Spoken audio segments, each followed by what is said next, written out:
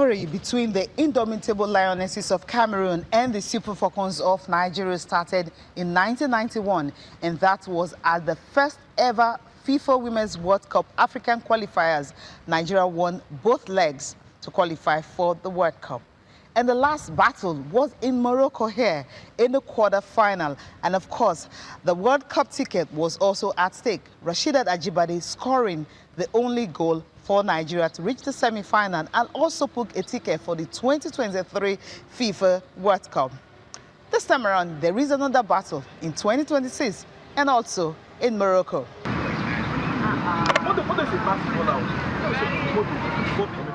It's going to be a very tough one. Yeah. It's going to be physical. It's going to be very, both mentally and emotionally and every area that you can expect it is going to be tense. But yeah, we are ready for this and we are prepared for this. And for us as Super Falcons, we know our standard, we know our level, and yeah, we sure we weather through everything. And we just focus on our game and take it one step at a time.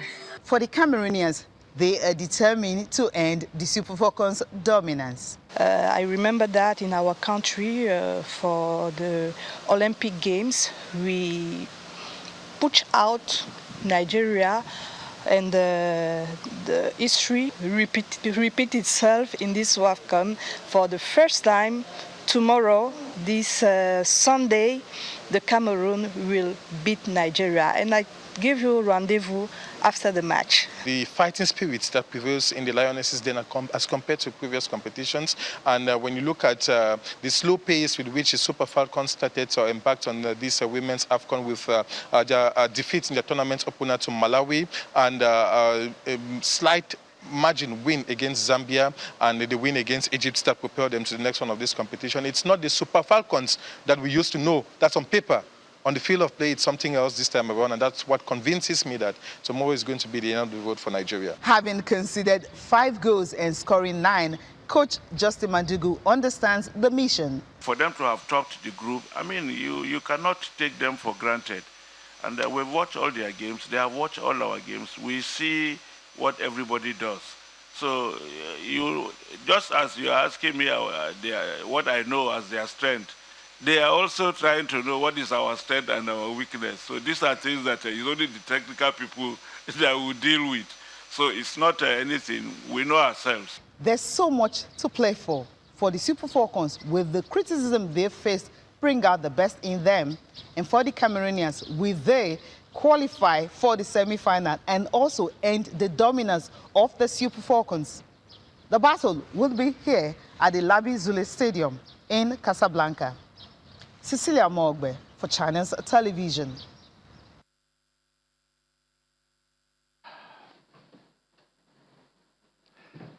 Hello and welcome to Channel Sport on Sunday. I'm Ken Ochonogo.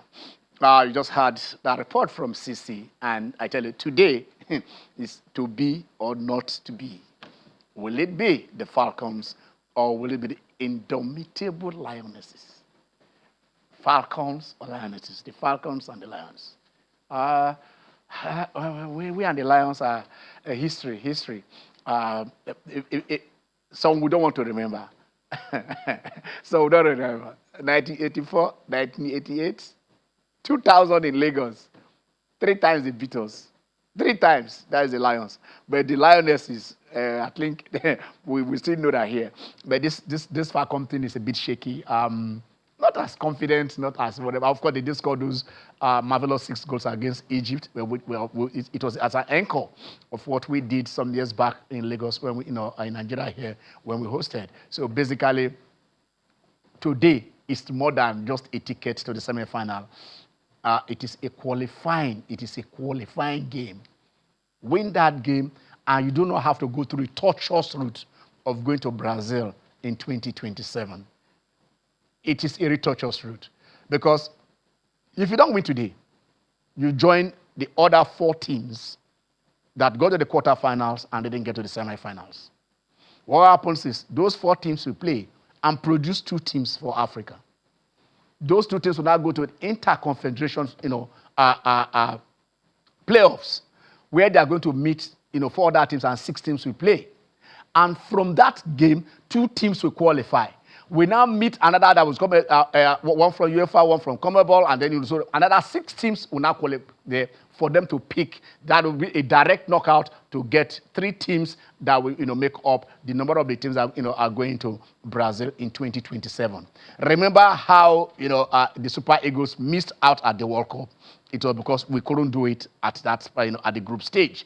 South Africa took it. We have to go and play, play-off upon play-off upon play-off upon play-off upon play-off, and then we are off and off and off and off. It is not going to be that way today. Do the simple job. It is not simple, but do it. Get the task done today. Beat Cameroon, and we are at the World Cup. 2 teams already qualified, 2 more to go. Africa has 4 spots. It can get to 6, just like we had 9 for the male, and then for the men's World Cup, and then we took the 10th spot when at DR Congo, of course, they knocked off Cameroon, they knocked off Nigeria, and they knocked off Jamaica, and that took them right there. So basically, it is what it is. 4 guaranteed, 2 additional. Africa can get 6. We had 10 in US, in Mexico, and Canada. So we can get 6 in Brazil before it's guaranteed. 2 already gone, 2 slots already gone.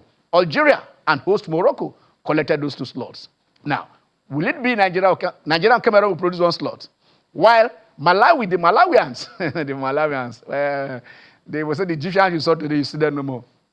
But the Malawians we saw at the first game. Are we going to see them again? So the Malawians will take on the Ghanaians. 2 good sides.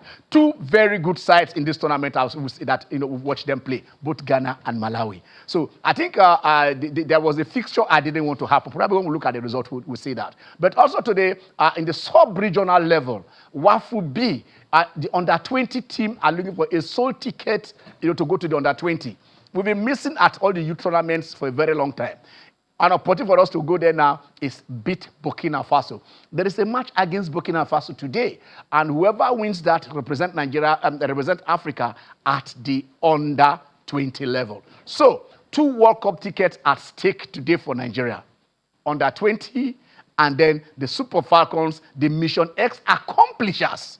Those who have won on the continent 10 times. In fact, what we are having now is how it started in 1991. In 1991, in China, where the Shoma Joas of this all were part of that team, that whatever. But we qualified in Africa, low slots to go to the World Cup. And that qualifier is what, we didn't count it as WAFCON then. In 91 and 95, it was not, if not that, we're not talking about Mission X.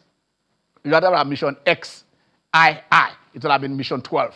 We won it 12 times, but those 2 were just classified as qualifiers. So right now, instead of playing separate qualifiers, now it's okay. Play the AFCON, get to the semifinals, get a ticket to the World Cup. I mean, reduce all those stress, and that is it. So what we do, we'll talk that, and it is, basically what we are looking today. And then we'll also look at the NPFL. The NPFL held their AGM in Ibadan some hours ago, and then they came out with a lot of, otherwise decision statements and, whatever it is that. But we want to see if we can get to the head of the NPFL and let us hear from them. We don't speak for them, they speak for them. We only ask the questions and then they provide the answers and let us know that this is what, is going to be. So we want to look at how 2026-27 league season is going to shape up. Basically, a lot of, some good news, a lot of money, we hear about money. Only money is the rich man's world, but money is the football's world. A lot of transfer also are going on. So this is the season. Because there are, some leagues have started. The Scottish league have started, but the major leagues will be starting, in a few weeks' time. I think 23rd or 20th of this month. But the NPFL will start on the 28th. Probably, I'm not breaking. We'll confirm from what we're told that it is starting on the 28th of August. And then all the big ones are at home. We'll look at the fixtures. Rangers are home. Rivers at home. Shooting Stars are home. I mean, those are the top 3. Those are going to the continent to go out. They are all at home. So we'll look at how. And Shooting Stars, we say, we also had, have parted companies with their manager, but all those we want to discuss. But right now, I have the Catalan, and then I want to actually, because I don't know where to start with the Catalan, but we already had a report. Just one off, we'll come back to WAFCON. Theophilus Agbonla is in the house. Well, how are you? I'm good. I'm not asking the question. I know you haven't asked the question, but you should be looking at you. Yeah. I was just waiting. Say anything, I will not rush you. Oh my goodness. Well, Ferran Torres said, look, he wants to leave that. He wants to leave the prison. He's in prison. He wants freedom. He wants freedom. Is it not ironic? Ferran Torres wants to leave one prison. Rodri wants to come back to that same prison. Well, I'll pay no mind. The great Johan Cruyff said something that if you have doubts about playing for FC Barcelona, Yes, then you shouldn't play for FC Barcelona. Yeah. You know? But I understand where the young man is coming World from. Cup winner. He's been much maligned. He's been talked down on for the better part of his career. We could go into statistics, which I think would take a lot. But one thing I know for a fact is he's missed more big chances than almost any other striker in the whole of Europe per minute that he has played. And that's something that's really affected the team because last season Barcelona suffered, up front, constant injuries to his starting players like Lewandowski, Rafinha, and even Lamine Yamal a couple of times. And whenever Ferran was fit, he found it very difficult to put the ball in the back of the net. One of the major reasons he scored some crucial goals for Barcelona and for Spain. So nobody's taking anything. We are not taking it away from But that is what you are doing. No, listen, Ken. We watched him play. Yeah. Do you understand? Yes. So we can authoritatively tell you this, or I can authoritatively tell you this. You are not sounding neutral. You are not looking at. You are not sounding neutral at all. You came in that he got some flags. I was happy when you said that. Then you deviated and started talking from the Barcelona angle. It's not from a Barcelona angle. It's facts. And you can dispute it, but you cannot even dispute this particular one. Because I'm telling you for a fact, he missed so many big chances. For instance, Marcus Rashford is all love on this side. But we were not surprised when Barca decided not to retain his services. Talking about his salary, but also the chances missed as well. Ken, it's a business, and ultimately at the end of the day, you want to keep the best players. But he's what I say he wants to leave. But now, Marcus, he's like that. He's what I'm telling you. He wants to leave. Ken, he's the one. Ferran say he wants to leave. He can decide to leave. So leave Rashford. Don't drag Rashford into the discussion. Listen to this. Yes. In his last interview about the club, when he said he wanted to leave, his exact words were, he wants Barca to show him love. We're not sure. So my point exactly. Yes. So that's it. So he's in prison. He's not Barca happy. are not willing to show love to players that are not performing. Can you imagine? I don't want to say him. He's one that last said, I want to go. So let's see. This is the transfer window. Barca are looking to offload players. Oh, yeah. I thought the same with Dr. Down brief. Don't take on too much. So let's go back to WAFCON. You were the one who started it. So let's see. Today, like I said, it's going to be hot 6 p.m. today. No, we are going to go to 6 p.m. today. Yes. It is going to be Nigeria taking on Cameroon. And I think it's the clash in Casablanca. I love the name. I think I've been there once or twice. Casablanca is a nice place. So that is where the Super Falcons will be taking on the Cameroons. And then it is a winner takes it all. Of course, the loser will still have opportunity. Go through it. But that route, nobody will work around. That route is not it at all. It's like the evil forest. I'm telling you now. Yeah. So, but let's start with this Cote d'Ivoire, Algeria. Yes. The Algerians came from a goal down to win that. Cote d'Ivoire is, I think, one of the best sides. I don't know. Algeria will be making it to the World Cup for the first time. Yeah. For the first time. So, like this, automatically, 2 North African teams have qualified for the World Cup. Yeah. And it just tells you about what they are doing in North Africa for their football, both men and women. They seem to be doing something right. You understand? Because this is, I'm talking about the Super Eagles of Nigeria. And like you said in your intro, this is the first time that Nigeria has been this shaky in a while at this particular tournament. You understand? We are not really convinced. Yes, especially after the glut of goals scored against Egypt. That one is a face saver. And then we were conceding, yes. we concede. Egypt that doesn't know how to score goals. So that's found their scoring boots against Nigeria. But Morocco also hosts making it through to the semi-finals. And interesting. That is one pairing that pained me. Because Morocco and South Africa should be representing Africa. Yes. But I mean, they are up there. Morocco and South Africa are up there. But at the same time, in as much as they are up there, I agree. We see Malawi come into the tournament for the first time and look at what they did to our Falcons. You understand? In as much we're chasing shadows. It's on the Chawinga show.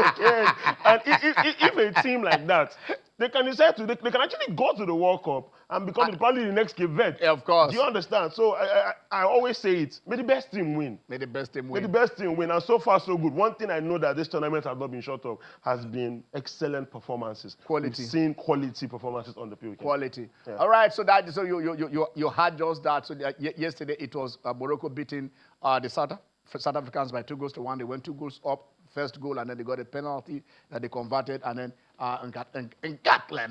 Gatlena, one of those top strikers that have been playing for Africa, that she pulled one back, but it was too little, too late. That game ended 2-1, and the Moroccans celebrated. They've been pushing, they've been getting to that final. They want to win this thing. Remember when they played against the Super Falcons, and they were ahead, and the Super Falcons came back to pick that. So their mission is not just to go to the World Cup. Their mission, it doesn't really matter which that comes their way, is to get this. But you see, we have won it 10 times. So you understand that there are 11 positions on the pitch. We need one more slot to complete it.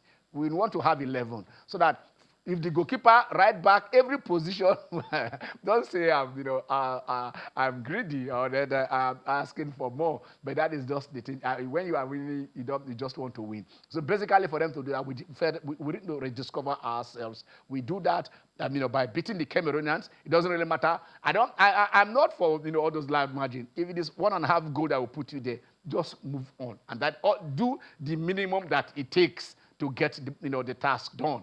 And that is exactly what we expect the Super Falcons to do today. And then later on in the day, like he just talked about the Malawians, they shocked us with the Tanzanians. In fact, it was because of Tanzania that shocked South Africa. That made South Africa, to get to where they are, and that is the thing. And the Tanzanians were sent home. I watched that game, and the Tanzanians also were, like he's saying, there are a lot of quality players on the continent, both male and female. So even in the game against Cameroon, I know in our last 5 meetings, I think we won them. We beat them 3 times, 1 draw and 1 loss. Yeah. Even their coach has considered that the Super Falcons, we are the underdogs. When they hosted, we went to Cameroon to pick it. Those fans there, yes, now. So they even consider that so going into almost every game on the continent, they say it's 10. We are favorites. 10 is not being scared. No. 10, when you believe that, 13 editions have been held. Yes. We won 10. Equatorial Guinea, then they were having some Brazilians and some... 10 of anything is not even easy. No. They are not going to go out of 13. 10 out of 13. And then the only one is South Africa. So those are the things. So that is just the thing. One thing I don't want is, I really need the Falcons to win today. In Nigeria, where football doesn't really give us so much joy, these ladies somehow always beat the odds, go out there and put smiles on our faces. The men will start giving us joy. When we have I like your confidence. When we have the NPFL. When you are the AGM, because maybe you know something I don't know. They didn't send for me. I told them they have the same ticket. They didn't send for me. All right. So that is it. Well, let's move on from the national level. Let's go to the global level, because there is fire on the mountain. we breached it a little last week when we talked about Gianni Infantino.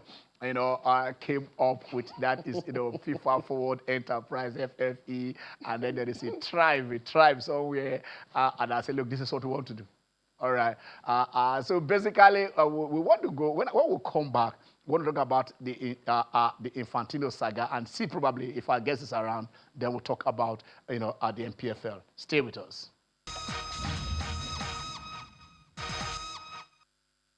And I feel like the criticism is just like bring like a different kind of fire in us. Like everyone wanted to I think if the coach even had the time to go into the pitch, they would. Everyone wanted to win. So we have that mentality now. So whatever's coming next, you should watch out. I think it's always difficult, to receive criticism. But at the end of the day, we know what team we are. We know we're the Super Falcons. We're Giants of Africa, and that comes with a lot of pressure, but a lot of expectation. But I think a lot of us also appreciate that because it's kind of, we love to wear the badge, and it's something that we love to bear at the end of the day. We know we hadn't had the best start of the tournament, but I think it's just to show our resilience, how, we just keep going. We don't back down from a challenge, and I think we showed that against Egypt. We showed that against Zambia, and I think going into these next games, we're even more prepared.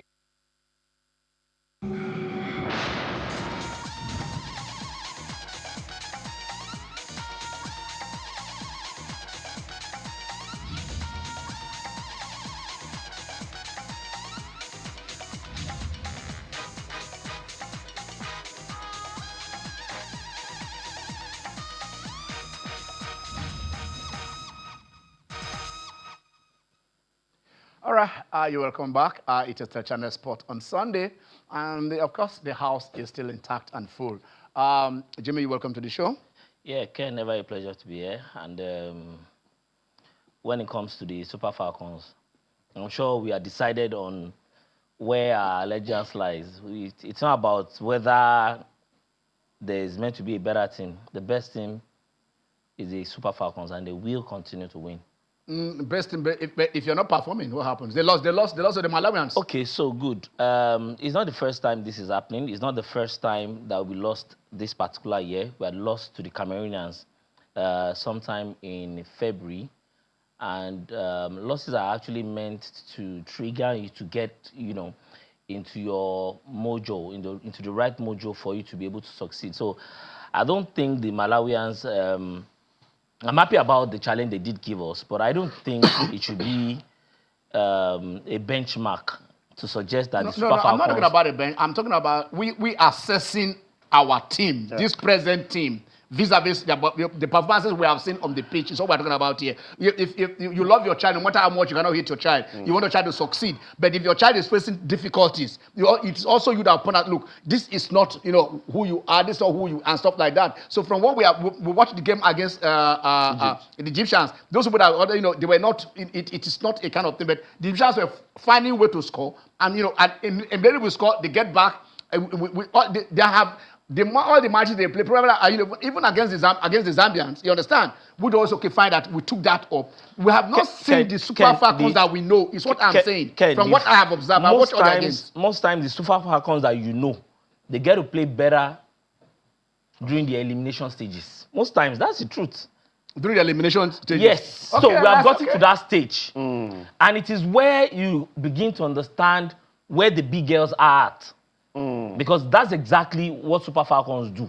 They don't get to give you the best of performances during the group stages. Well, especially when they are met with stiff opposition like we saw against Zambia. We saw them the way they did play. Against Egypt in the second half, we have the talent, we have the depth in that squad. And that's one thing that is really driving this particular team. You may have said, okay, for the first game. Also the third game, maybe because we're expecting a decimation. The third game, to me, the Malawian we've seen is a very good side. Yeah. So it was a surprise. The shocker, we didn't see that coming. Against Egypt. Against the Zambians, that's the top side. But against Egypt is where I found out that their performances, the defense were shaky. They were allowing the Egyptians to score. You do not, for an Egyptian thing that they have all the time, they've not scored more than 2 goals, and then they scored you 2. And that's the thing. And this tournament we've seen, and we saw the 6 goals now. Exactly. We saw what goals. I watched the Malawi versus Egypt game, and I saw the Egyptians are going to become like the Algerians that we are seeing today. When Algeria started, we didn't reckon with them. Now they are going to the World Cup. This Egyptian side is also going to pose a threat in the next 2 years. In the next 2 years, they will. Yes. But in this tournament, they've collected 6. This squad that they brought in is not the squad they will that first collect now. My point is that this squad we are seeing now, it's not the squad that we're giving us the kind of headache we got in Nigerian side. That my fears, I don't love them less. But I'm only saying these are the Achilles I have seen. And I expect them, to tighten up, get better. Absolutely. They have the squad depth that they can call upon and achieve, mixed which has been working for us. All right. So let's go. Let's go to the World Cup, like we said. Not the World Cup, and then let's go to FIFA. But that is where it is happening. You remember, like we said last week, we talked about it a little, and we looked at it and said, look, Infantino. People said, look, you are running this as an Infantino enterprise. So it is not a FIFA, because when you come out with such high-profile decision to sell 20% of stake in FIFA competitions, in all FIFA competitions, they've got the elite ones, and then even your chief operating officer says, I am not aware of this. So people are not saying, look, so who are you? Who exactly, did you consult? You understand? Your advisor said, I was not aware of it. So it was almost like a one-man. But FIFA has come out to say, this is it. Let us see. FIFA came out with a statement after the Norwegian FA said, resign. Okay, can we take that? Echoing the recent statements of CONMEBOL and CAF, as well as discussions with FIFA member associations and confederations from around the world, FIFA will not support, facilitate, or tolerate any process concerning the election of the FIFA president that is inconsistent with FIFA statutes, democratic procedures, and established governance framework. The FIFA president was democratically elected by FIFA's member associations and continues to serve with a mandate. It is increasingly evident that there is a concerted and ongoing effort by some to undermine FIFA and its president. Those who do not have the support of FIFA member associations should not seek to achieve through allegation, insinuation, or misinformation what they cannot achieve through FIFA's established democratic processes. The FIFA president was democratically elected by the FIFA member association and continues to serve with their mandate. Recent reporting has included substantiated assertions and demonstrably false claims concerning FIFA and its president. Speculation and insinuation should not be presented as fact, and repetition does not make an allegation through. The FIFA president has dedicated more than 30 years of his professional life to European and world football, contributing to significant change in the game, and in particular to broadening access, resources, and opportunity across world football. Change inevitably challenges established interests, but disagreements with that change cannot justify efforts to undermine the democratic mandate of FIFA's president or the institution he was elected to lead. FIFA welcomes legitimate scrutiny, but scrutiny is not a license to distort facts, amplify or substantiable allegations, or manufacture distractions designed to undermine progress. Okay. A lot can be taken from this. Yep. But one, FIFA is not being accused. Some people have pointed out that this statement is coming in by FIFA, not Infantino. That they expect the man who is being accused, you understand, to reply, and not FIFA. And then if you check that place where you're talking about that FIFA will not support, facilitate, or tolerate. Are you for you, if you are bringing it, you should. I understand that you come and prove your innocence. I'm gonna come and say, look, these are the. But is this a threat? You say you will not tolerate, people coming in when you are heading an association of other, is it just first enterprise, first among equals, because all associations are members of FIFA, and then they are accusing you of certain wrongdoings. They are not, and then this statement is coming from FIFA. Let me ask this: should FIFA be issuing this statement, or should it supposed to come from Infantino to defend himself? They are not. This is not. They're not saying FIFA. They're saying Infantino is the accusation is against Infantino, not against FIFA. Well, I think what we see basically is that Infantino is in firm control of, the secretariat as the president of the body, but you also can see that the peace and the unity in the FIFA hegemony is already being threatened, where you are beginning to have such statements that border on tolerance and non-tolerance of certain actions and inaction. And I think it has a lot to do with communication. I don't think it's right for this sort of statement to have been put out officially, because what Infantino has done, especially when he had not consulted widely, should be seen as something unilaterally done ahead of what the normal procedure should have been. But I think there are interesting days ahead. There's going to be a lot of back and forths. You have some of the confederations stepping up in support of him, also some stepping back, some countries pulling out of their confederations to say, no, we do not support our confederation yeah. per what they have said. This is our own stance. So you'll be seeing a lot of that in coming days till maybe November, because by November, whoever is meant to be interested in contesting should have expressed interest ahead of the March elections. But it's not really looking good, but you have a lot of that, moving forward. So there's something here where they said, where reporting is inaccurate or misleading, FIFA will challenge it directly and vigorously. See, Ken, I'll take it from another standpoint. This is a man that is desperately trying to cling on to power. Okay. That's what I'm saying. That's what I'm saying here. And in as much as, yes, there had been some sort of beef between UEFA and FIFA over the last couple of years. Yeah, that's gone since Blatter took over from Avalanche. Absolutely. He didn't expect the kind of fallout. And first, I really want to appreciate the journalists that actually broke this FIFA Foreign Enterprise news, but got to let the whole world hear about the whole thing before even FIFA announced it officially, Ken, because it was literally dead on arrival.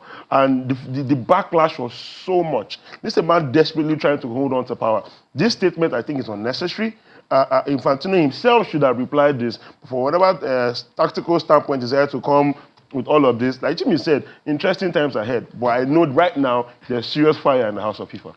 Interesting times ahead, they say. And then what else? Because it was Wales that first said, look, man, we are withdrawing the support we are giving to you for re-election. Yeah. All right. Now, countries and federations that have withdrawn support for Infantino for now, in UEFA, you have England, Wales, Serbia, Sweden, Croatia, Albania, Greece, Germany, Denmark, Norway, Netherlands, Romania, Jordan, Canada, CONCACAF, and AFC. Then the countries of region that have maintained support, we have CAF,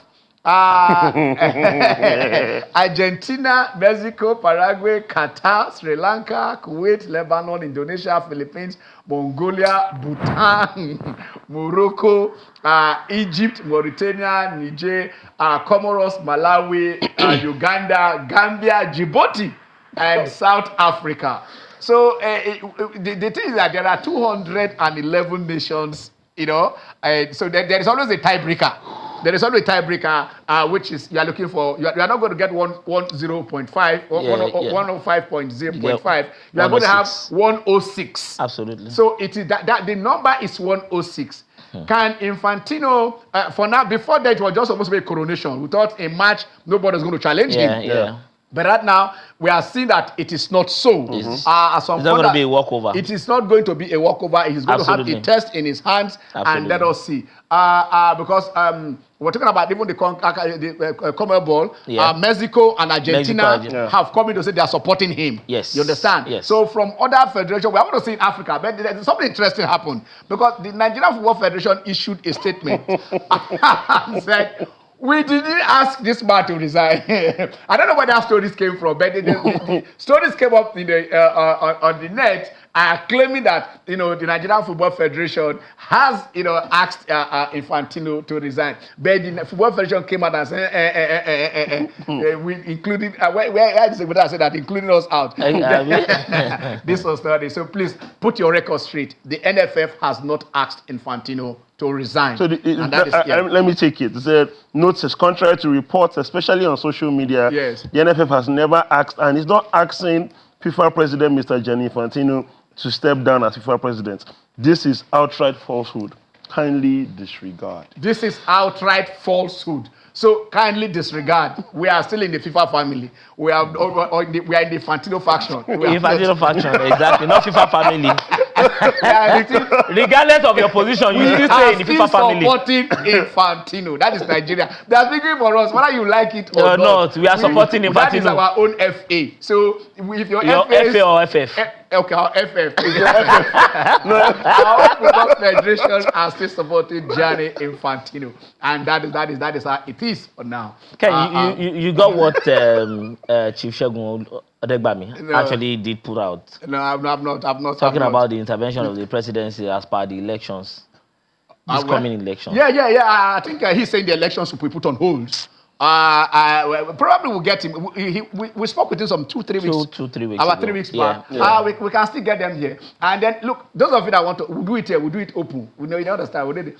What do you want to do? No, you want to publicly announce that you are contesting. That's what you want to do. We are putting you up for nomination. Don't worry, you are endorsed.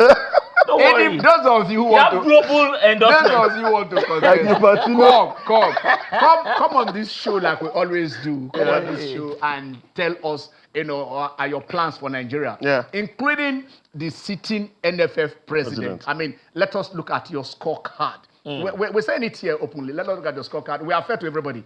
We analyze your shortcomings, we analyze your strengths, whatever SWOT thing you believe, those areas you've done and things like that. I do know that, yes, I will speak this for this FA, the issue of player welfare, bonuses and other things. Allowances. It has not been an issue. It has not been an issue since they came on board. Absolutely.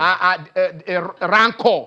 There used to be that rancor of people speaking, talking to people anyhow. I mean, this FA board has been gentlemanly. So I speak it. We don't ask anybody for anything here, and then we just tell you the way it is. Where you are right, we let you know. Where you are wrong, we let you know. And from us, we are not right. We are not perfect, but that is from our own perspective, how we see. Somebody else might see it in a different way, but that is how we see it. All right, the numbers are open now. I hope today this number. I don't know what has been happening, but you guys can call in onto the show. But let's go to the NPFL. We're still waiting to see if we can speak to the henchman there. He's not coming. We've not been able to get him. He was on the way when we spoke from one section of the city of Abuja to another. So basically, if he gets there and we still have some time, we can have him.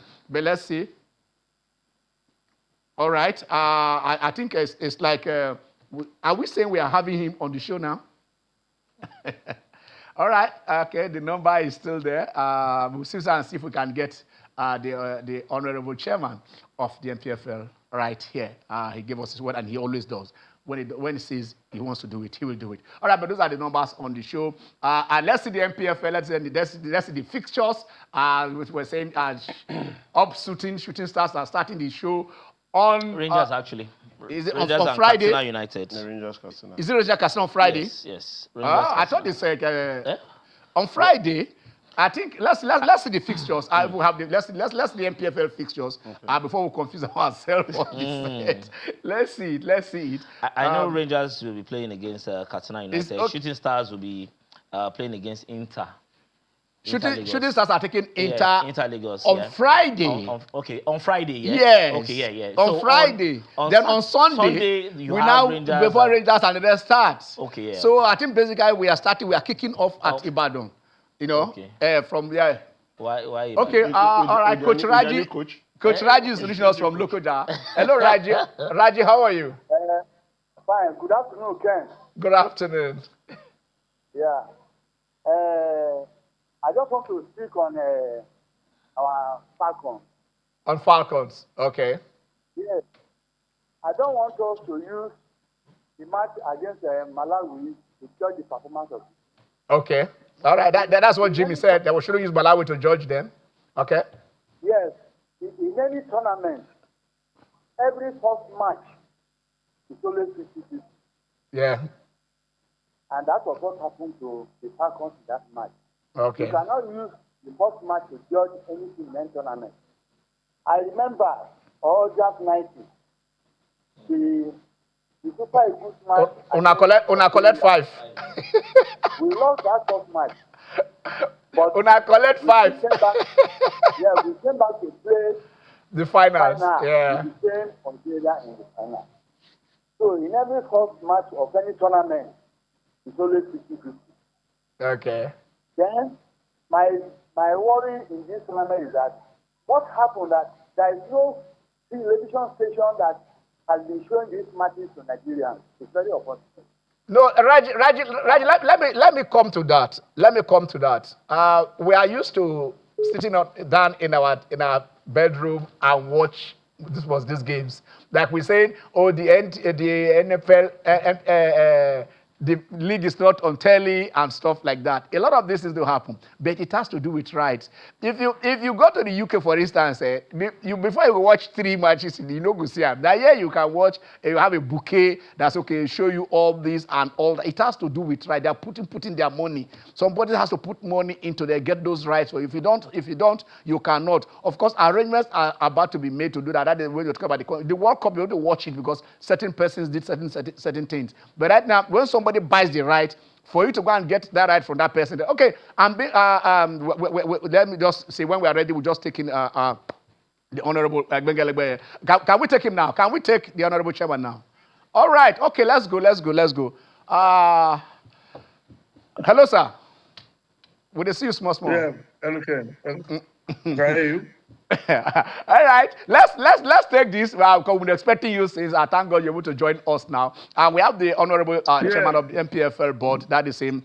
He's getting younger every day. Honorable Benga Legbele. So we've not seen for some time. When I see him, I will know whether I see him fine for telling. I saw him see him fine for some time. Okay, but let's let's say this. Well, you guys have, you had the AGM, and what now? Good news 1 year. What 2026, 2027? What should Nigerians be expecting from the league? Well, thank you. In answering that question, I want to make reference to the last few days of our previous season. Okay. Yeah. You discover that until the last day, you don't know the winner of the last season. Yeah. Until the last day, those clubs that went to relegation weren't so sure whether they will go or survive. That is what we call competitiveness. And such competition and transparency, we want to bring it to forth in this coming season. And I want Nigerians to know that it has to be one step before the other. The last season was better than the previous one. This one definitely better than the last one because we are better prepared. Again, we insist on our regular club licensing rules, where if your stadium is not good enough, we ban you. We will not let you be there. Again, we insist on if we have violence in your stadium, we deduct the normal 3 points. Whatever club it gets involved, we don't care. Because law is law. Now, where there's law without compliance, it means there's no law at all. So clubs must obey rules. Again, we are looking up to the opportunity of bringing more commercial value into the league by getting getting sponsors to join us. And I can assure you, before we kickstart this current season on the 28th, we'll probably sign up 2 different commercials. I thought you want to break the news now that the dollars have landed. Well, that's what I was just thinking of. That when we get you today, you tell us it has landed. Okay, you're talking about this. We need go on. Sign officially.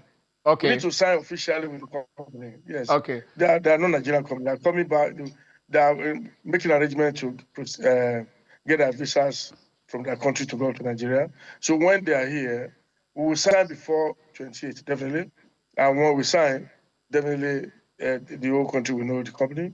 And when they pay, we will announce to the whole company too that they have paid. Okay. The value of. Yeah, go on. Yeah, you go ahead. No. Talk that. What I want you about value of what? No, I'm not going. I won't. I apologize for interrupting you. No. For that interruption, I'm not talking again. Tell us how much are we expecting in the neighborhood of what? Yes, we are expecting. Yes, about $2.5 million annually. That's our discussion with them. Wow. And for 3 seasons.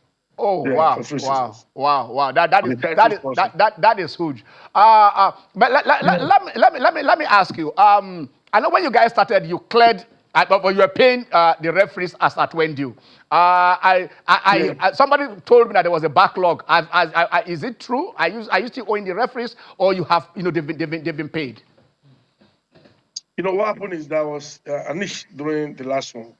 Throughout the last 3 seasons, we don't owe referee that we pay as at when due. Okay. But last season, there was a crisis somewhere, and that was on from week 21. Okay. You understand? From week 21, yeah, that was it. Was from week 21. So that crisis has been resolved.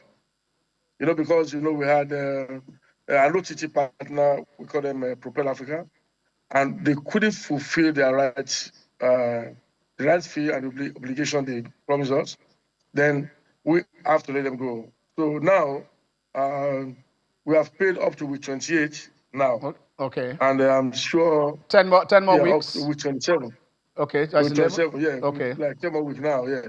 Okay. Which, but this new week again, 2 weeks will be paid again, because every week will be paid now. So we'll finish it before we start the league. Oh, that is encouraging. That means the contract with the Propel is cancelled. No, it's cancelled because they couldn't show the number of matches they promised us. Okay. So in our agreement, we will show 8 matches live on OTT. So the best they were able to do was 6. And that's breach of agreement. Then the rights fee they promised was not paid. They will say, look, we cannot continue. Of course, we can't continue giving you the opportunity when we have others who are ready to do and give us the number of matches we want. Visibility is what we are looking for.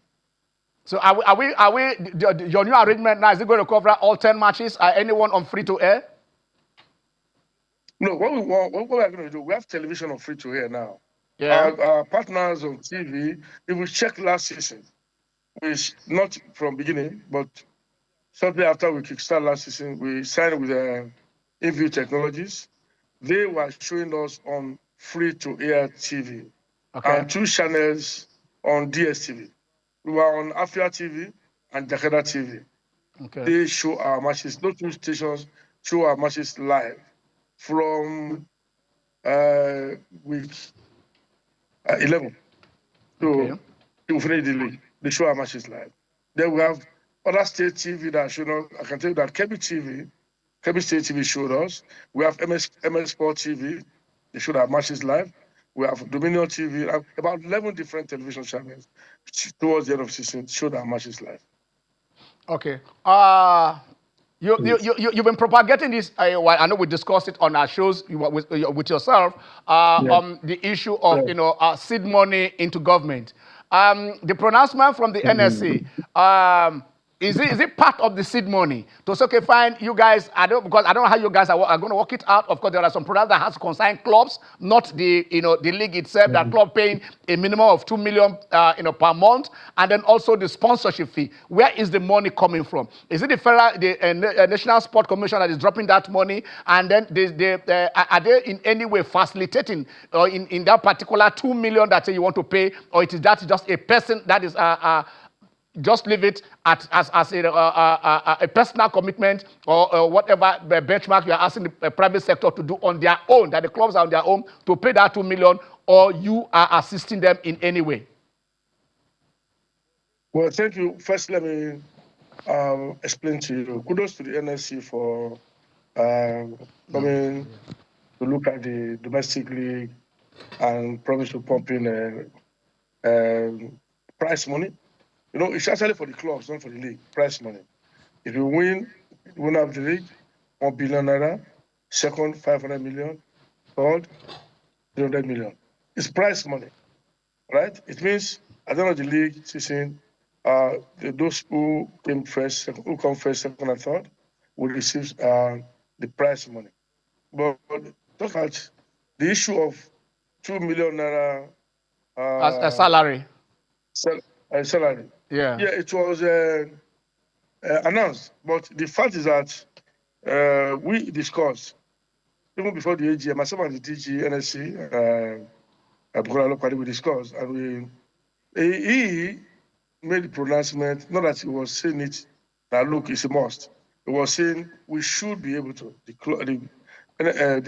league club should be able to pay, and it's born out of concern that players are migrating regularly. Yeah. All right?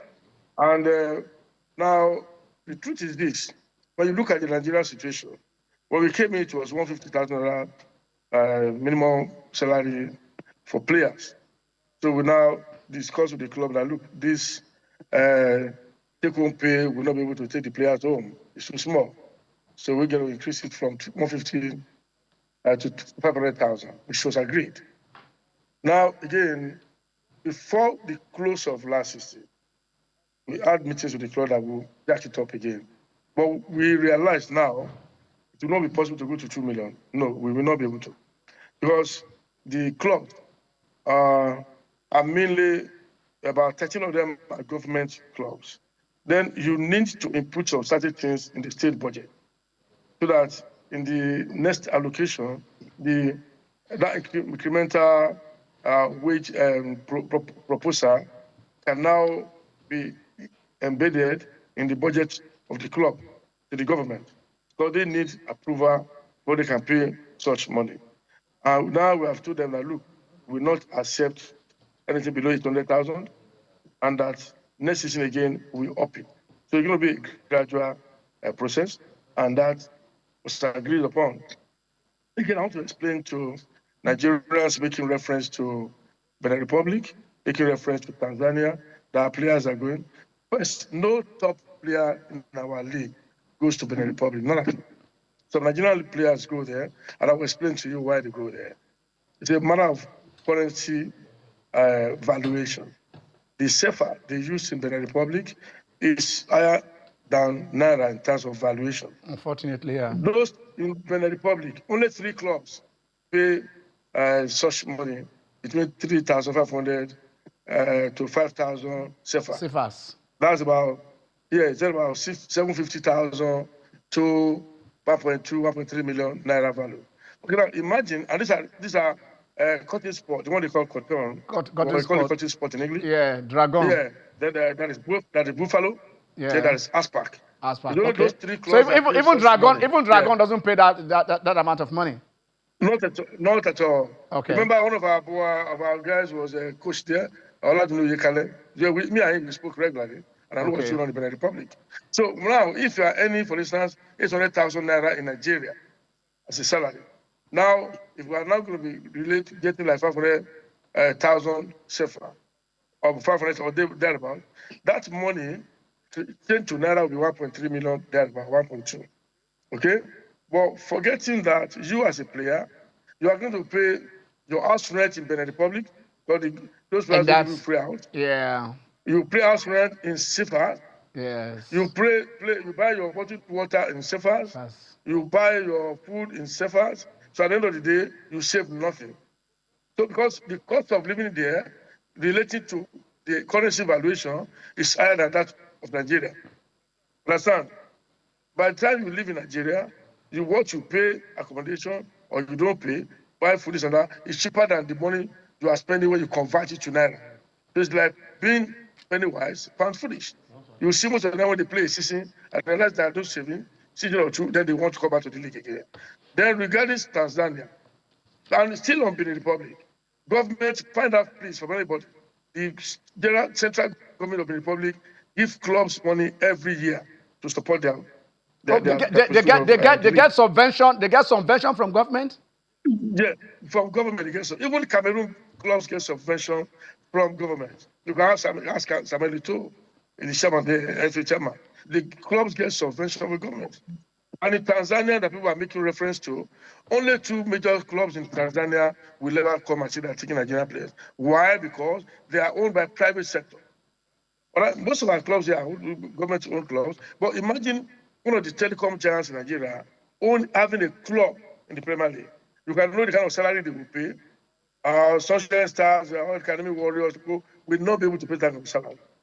If one of those major banks in Nigeria has a club in the Premier League, they will be able to attract players from other African countries like those clubs are attracting our players. But they will pay more. If we check in Sudan, only El-Maret. People should understand the El-Maret. Yeah, people should understand the reason why people go to those clubs, because they are privately owned by big corporations and they are paying more. So if big corporations in Nigeria invest in football, remember in those days we have Lionesses United. You see most players going to Lionesses United and pay because they pay more than what other state. I want to interrupt you because I like the devil because the times because where you are going, because I wanted to ask you earlier on when we talk about the 2 million. Have you people, at the end of each season, do you sit down with the clubs to check their streams of income, to check probably what they have earned? And right now that you have just said it, you're trying to attract back the corporations into sponsoring, getting involved in the league apart from just sponsorship, but owning a club. Are you doing anything in that regard? Definitely, okay. Yeah. At the beginning of the season, yeah, we look at clubs that have sponsors, all right? Where you will see Rivers United, as well as you see Unicel in their jersey, you see Afro Invest in Rangers. Yeah. So, yes, those companies, it asks what they pay those clubs at the beginning of the season, all right? And we asked the club in our meeting this, or what percentage of this goes into players' welfare, and the other one into facilities development. We always agree on it, right? All right? Yeah. Because, and by the time the league finished, we want to start the next one. That one is now the period for compliance. That's part of our club license regime. We now again have to check the book. Are you able to pay those players this amount? And we already made it known that players that are being owned by clubs and not paid the required fee signed on by them, the player should approach the league. Any money coming to such club, before we send it, we deduct those debts to settle those players first. That is it.